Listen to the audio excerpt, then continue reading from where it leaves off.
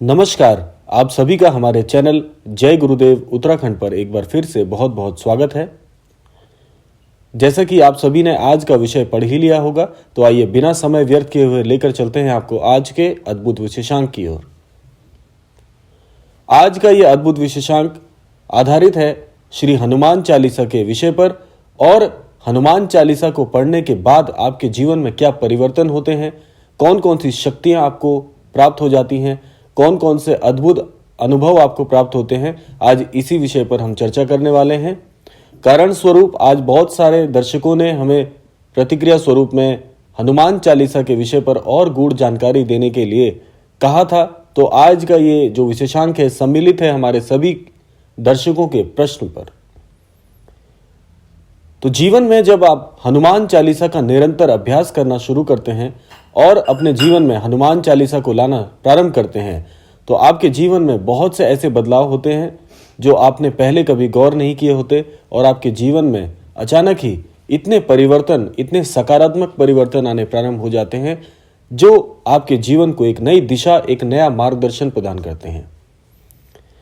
जब भी कोई नया अनन्य भक्त हनुमान जी के साथ जुड़ता है और हनुमान चालीसा का अभ्यास करना प्रारंभ करता है, तो सबसे पहला जो उसके जीवन में परिवर्तन आता है वह यह होता है कि उसके जीवन में एक अनुशासन और उस अनुशासन की प्रक्रिया को जारी रखने का क्रम स्वतः ही प्रारंभ हो जाता है। जब आप हनुमान चालीसा का निरंतर अभ्यास करना प्रारंभ करते हैं तो जीवन में आपको अनुशासन प्राप्त होता है और उसी अनुशासन के फलस्वरूप आप अपने जीवन में हनुमान चालीसा का निरंतर अभ्यास करने में सक्षम हो पाते हैं। हनुमान चालीसा के निरंतर अभ्यास करने से आपके जीवन में श्री राम जी के प्रति बहुत ही अगाध प्रेम और श्री राम जी के चरित्र को जानने के लिए मन में तरह तरह की इच्छाएं जागृत हो जाती हैं। जैसे कि इसका कारण है श्री हनुमान जी श्री राम जी के बिना रह नहीं सकते, उसी प्रकार श्री राम जी भी श्री हनुमान जी के बिना अधूरे हैं। इसीलिए जब आप श्री हनुमान चालीसा का निरंतर अभ्यास करना प्रारंभ करते हैं तो स्वतः ही आपको श्री राम जी की अनन्य भक्ति भी और उनकी कृपा भी आपके जीवन में आना प्रारंभ हो जाती है, जो कि एक बहुत ही सौभाग्य की बात है। इसके अलावा जो सबसे बड़ा परिवर्तन जीवन में आता है वह यह होता है कि जो जीवन में नकारात्मकता आपके किसी भी प्रकार से आपके जीवन पर हावी होती है, उस नकारात्मकता का पूरी तरह से नाश होना प्रारंभ हो जाता है। जैसे आप सभी जानते हैं कि बहुत से ऐसे अनन्य दर्शक हैं जो यह लिखते हैं कि हमें अकारण ही बहुत ही भय, जीवन में किसी प्रकार की कष्ट और परेशानियां स्वतः ही आनी प्रारंभ हो जाती हैं। तो इस प्रकार के जो भी भय, जो भी बिना वजह आपके जीवन में कष्ट परेशानियां आते हैं, आपके बनते हुए कार्य उनमें रुकावट आ जाती है, तो वे धीरे धीरे बनने प्रारंभ हो जाते हैं। लेकिन इसके लिए आपको एक बात का सदैव स्मरण करना होगा कि आपको हनुमान चालीसा का पाठ निरंतर करना होगा। इसके लिए कई प्रश्न इस स्वरूप में भी पूछे जाते हैं कि हनुमान चालीसा कब पढ़ें, किस समय पढ़ें, कितने बार पढ़ें। तो आपको मैं एक सटीक इसका प्रत्युत्तर बताता हूं कि जीवन में जब आप हनुमान चालीसा को शामिल करते हैं तो इसकी कोई अवधि, कोई निश्चित समय, कोई निश्चित प्रहर नहीं होता। आपके मन में श्रद्धा सच्ची होनी चाहिए। श्री हनुमान चालीसा का पाठ यदि आप केवल एक बार भी करते हैं, जी हाँ, केवल एक बार भी यदि आप श्री हनुमान चालीसा का पाठ करते हैं तो उस एक बार से ही आपके जीवन में बहुत ही अद्भुत परिवर्तन आना प्रारंभ हो जाएंगे। देखिए, आपकी यदि श्रद्धा सच्ची है, आपका अनुभव सच्चा है, आपके मन के जो अनुभव हैं, जो आपके मन में किसी भी प्रकार की जो वेदनाएं हैं ईश्वर के प्रति, यदि वे सच्ची हैं, आप सच्चे मन से ईश्वर को याद करते हैं, तो आप हनुमान चालीसा को केवल एक बार भी इसका पाठ करते हैं तो उसका फल उतना ही आपको मिलता है जितना 100 बार हनुमान चालीसा को पढ़ने का फल होता है। तो इसीलिए सच्ची श्रद्धा से की हुई हनुमान चालीसा का पाठ किसी भी समय, किसी भी प्रहर, किसी भी अवस्था में आप करते हैं और श्रद्धा यदि सच्ची है तो श्रद्धा के समक्ष कोई भी चीज बाधा स्वरूप में नहीं आ सकती। तो इसीलिए हनुमान चालीसा को जीवन में निरंतर शामिल करिए।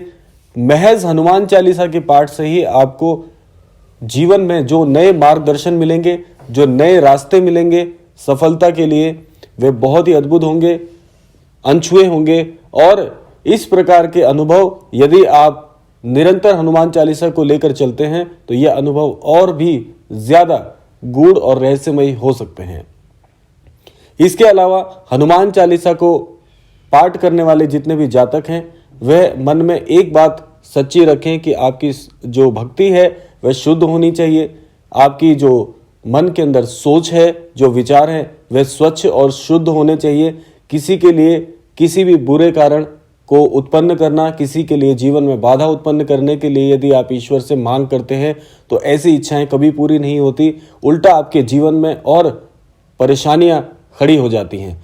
क्योंकि ईश्वर कभी नहीं चाहते कि किसी का बुरा करके किसी दूसरे का अच्छा हो। तो इस प्रकार की आशाएं, इस प्रकार की मंशाएं मन में रख के आप ईश्वर को प्रसन्न करने का प्रयास बिल्कुल ना करिए। इससे आप अपने जीवन में स्वयं ही परेशानियां उत्पन्न कर लेंगे और इसी के कारण में आपको पता नहीं होगा कि जीवन में परेशानियां क्यों और किस संबंध में आ रही हैं।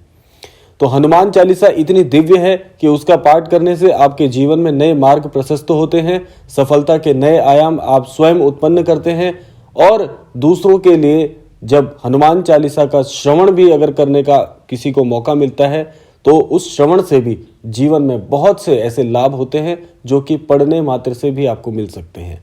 जैसे कि कई वृद्ध जन होते हैं जो हनुमान चालीसा को अब पाठ करने में सक्षम नहीं है, जो केवल श्रवण कर सकते हैं। तो श्रवण करने से भी आपको उतना ही फल प्राप्त होता है जितना हनुमान चालीसा को पढ़ने से होता है। लेकिन 100 बात की एक बात है कि आपके भाव शुद्ध होने चाहिए, मन शुद्ध होना चाहिए और इसके लिए कोई निश्चित समय अवधि, समय प्रहर या किसी प्रकार की कोई भी बंदिशें, किसी प्रकार की कोई बाधाएं नहीं है। बस आपके मन में एक ही बात यह निश्चित होनी चाहिए कि आपको ईश्वर को प्रसन्न करना है और ईश्वर को प्रसन्न करने के लिए कोई समय, कोई अवधि, कोई समय सीमा नहीं होती। जैसे ईश्वर को याद करने का कोई समय नहीं होता, इसीलिए हनुमान चालीसा को पढ़ने का भी कोई निश्चित समय नहीं है। लेकिन फिर भी अगर आप भक्ति भाव स्वरूप रखते हैं, आप चाहते हैं कि कोई ऐसा समय हो सकता है जिसमें हम एकाग्रचित होकर इसका पाठ कर सकते हैं, तो आप संध्याकालीन और सुबह की जो मधुर वेला है उसको चुन सकते हैं, क्योंकि उस समय मन शांत होता है, नए दिन की शुरुआत हो रही होती है या सूर्य का प्रहर ढल रहा होता है। संध्याकालीन समय भी बहुत पवित्र होता है, तो आप इस प्रकार के समय को चुन सकते हैं।